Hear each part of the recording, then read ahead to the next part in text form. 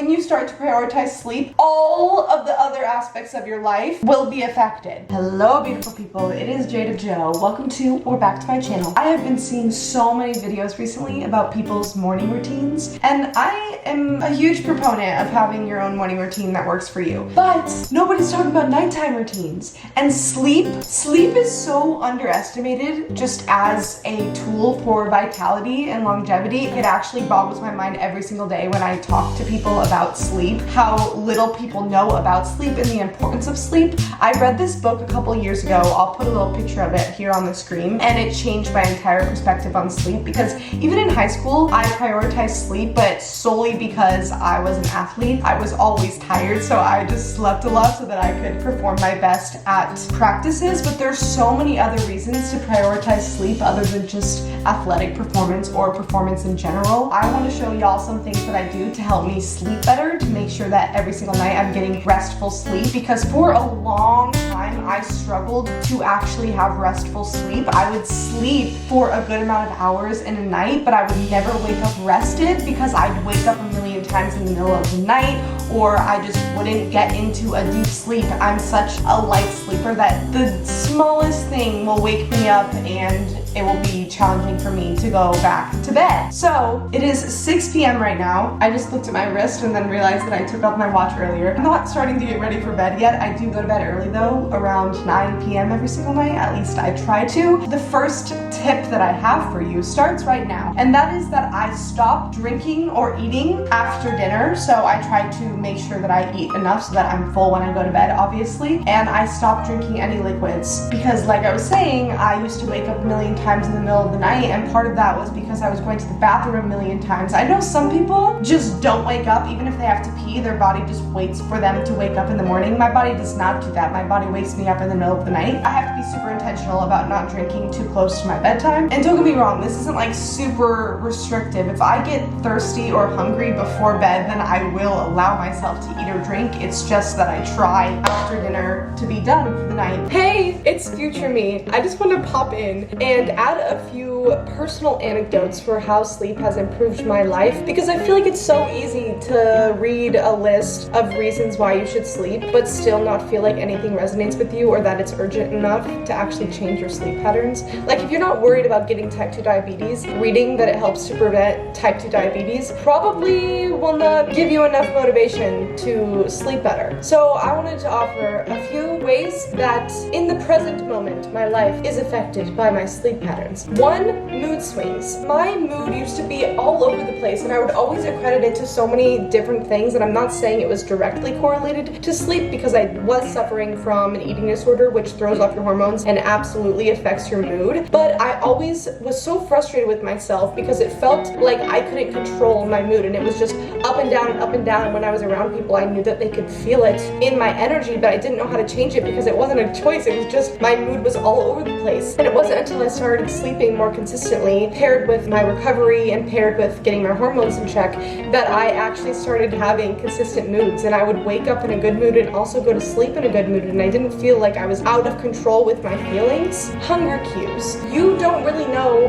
if you're really hungry, if you're just really tired. You know, when I don't get a lot of sleep, I eat so much more because obviously my body needs energy, and since I'm not sleeping, it asks for energy in the form of calories, and so I end up eating more. And I'm not saying it's bad to end up eating more, but because I have been on a recovery journey from my eating disorder, getting in touch with my hunger cues is something that's very important for me and something that I'm really working on. I feel like I can only be truly in touch with my hunger cues when I'm fully rested, because I know that when I'm hungry, I'm not just tired. And third, this is in conjunction with learning to heal my relationship with exercise and not overtraining, but actually getting sleep to the point where I am actually recovered when I wake up, to the point where I am rested and I have excess energy in the day instead of not enough energy. When I was a senior in high school, I took a nap every single day, not because I just wanted to, because I literally could not get through the day if I didn't have a nap. And now I feel like I can be more creative and pour more energy and time into these other facets of my life that really bring me joy, because I have excess energy and I'm not just tired all of the time. Sleep has changed my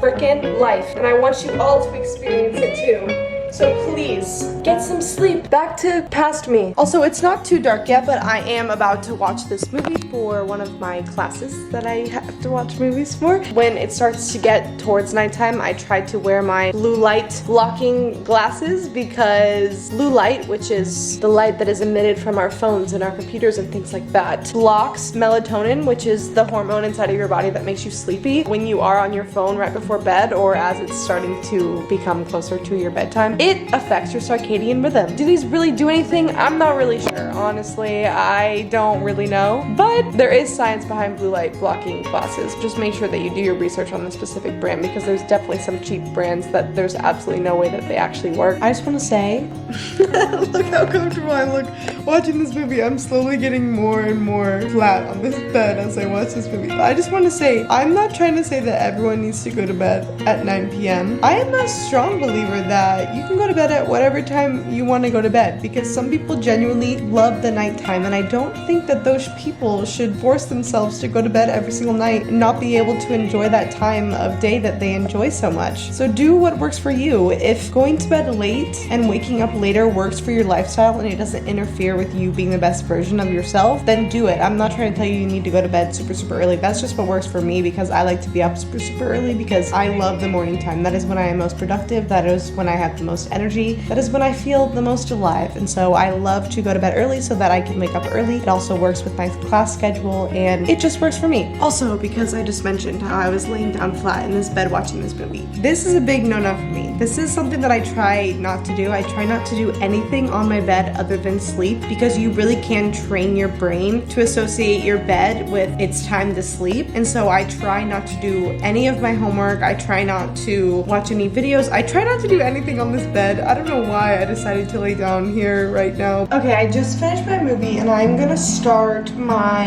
nighttime routine a little bit earlier tonight just because I finished everything that I need to get done and it's gonna take a little bit longer because I'm filming it. So normally about 45 minutes before I plan on going to sleep, I start my nighttime routine. And I know that might sound like a lot of time. You might think, I don't have 45 minutes before bed to get ready for bed. But the thing is, before I started being intentional about my nighttime routine, I took so long to go to bed once I laid down in bed. So really I'm saving time by doing this because I go to bed so much quicker when I intentionally start to slow down my mind and my body before I get in bed.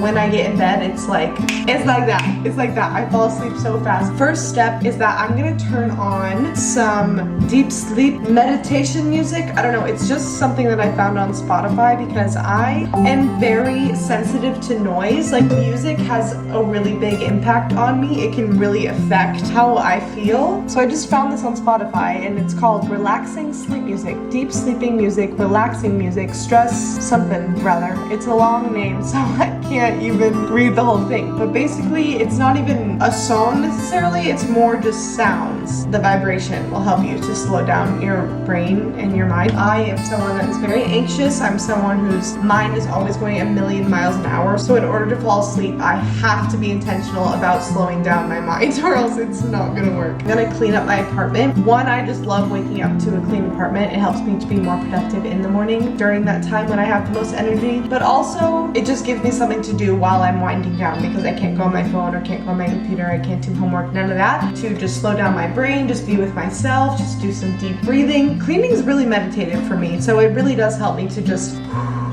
whatever the word is for that, it helps me to do that.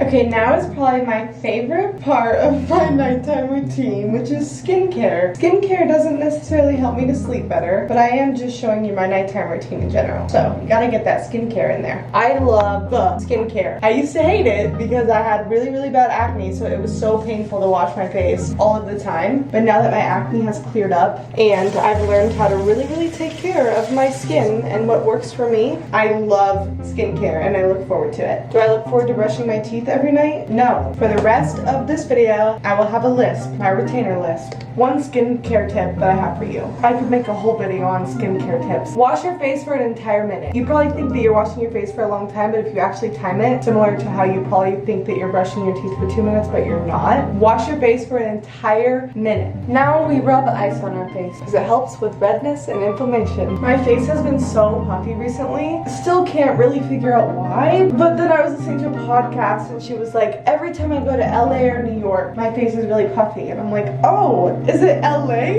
Is that what it is? It has nothing to do with me and just the fact that I'm in LA. There's nothing I can really do because I'm not moving out anytime soon. I'm not gonna lie to you and tell you that I journal every single day. Ideally, I would journal every single day, but I don't. Okay, sometimes I'm not in the mood to journal, so I don't. But I do write at least a short to-do list for the next day before I go to bed, because I found that one of the reasons I struggle to go to bed so quickly is because I'm thinking about all the things that I have to do the next day. So if I can just write everything out that's on my mind that I don't want to forget for the next day, it's one less thing that I am thinking about before I go to bed. Y'all, I recorded a whole thing before the next part and it didn't record, but the next part is the most important part of my whole nighttime routine, so I'm coming on here in the editing room. I'm back home right now to explain. So the next part is Yin Yoga, and if you don't know what Yin Yoga is, as opposed to power yoga where you flow through a bunch of sequences and you're moving a lot, Yin Yoga is when you hold different stretches for 3 to 5 minutes approximately. It's very restorative, it's very gentle, and it's very relaxing, and it always makes me so sleepy. So if I just spend about 20 to 30 minutes every night holding different stretches, you can follow different routines online on YouTube, or you can just pick different stretches and hold them for 3 to 5 minutes each, which is what I do, and it makes me so sleepy. And I play my little sleepy meditative music while I do this. Very important. Okay, y'all. I'm so sleepy now. I only lasted 20 minutes. I couldn't even make it through 30 because I was gonna fall asleep. Which makes sense because it's a little past 9 now. And like I was talking about before with the circadian rhythm, our body likes patterns. Our body likes routines. It thrives on routines. It adapts very easily, which is why it's so important to go to bed and wake up at the same time if you can. Every single article and book I've ever read about sleeping stresses the importance of consistency with sleep, and I've noticed it in my real life. If I get the same amount of hours of sleep, but I go to bed later after consistently going to bed earlier for a period of time, I feel so much more tired even though I got the same amount of hours of sleep. Try to be consistent with it. Even if it's going to bed late, try to be consistent with the late hour that you go to bed. I have to put a blanket on my window because I keep accidentally breaking these panels, and so there's just holes everywhere so light gets in. Try to make your room as dark as possible at night, and then let the light flood in the morning when it's time to wake up. If on the rare occasion I do my Yin Yoga and I'm still not tired, that probably means that I'm not ready to go to bed. But if I'm trying to get myself to go to bed when I'm not tired, I read. I always have a book on my nightstand because reading will knock me out in 4 seconds, especially if I'm reading in bed. I get so tired when I read. All it takes is a few pages of reading, laying down, and I'm out. So that is my last resort. Sometimes when I wake up in the middle of the night and I cannot go back to bed, I'll turn on my lamp for just a few minutes and read, and then I'll be out again. So you just really have to find those little tricks that work for you personally, because I know that my mom can read in bed for hours and she won't fall asleep, but for me, reading knocks me out. So you just really have to find what works for you, just like with everything else, just like with morning routines, just like with daytime routines, just like with life. You gotta find what works for you. So this was just to help y'all take what you want, leave what you don't want, and just try some things out if you're wanting to change up your sleeping habits a little bit. I'm gonna drop my camera because I'm so tired and I'm just gonna fall asleep filming this. I love you so much and I will see you next week. Sleep tight tonight. Mwah.